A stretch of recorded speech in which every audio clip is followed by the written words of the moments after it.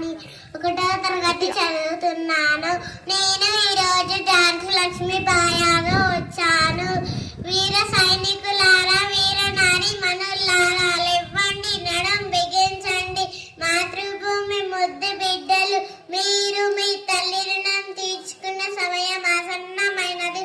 భగవండే సూర్యుడిలా కదలండి, మన దేశాన్ని పట్టి పిలుస్తున్న తెల్లదొరలను తమ్మి కొట్టండి. గుండెల్లో వాడి రక్తంలో వేడి నింపుకొని శక్తుల గుండెలను చీల్చండి. స్వరాజ్యమే నా జన్మ హక్కు అని కడ ప్రాణం ఉన్నంత వరకు పోరాడుతూనే ఉంటాను.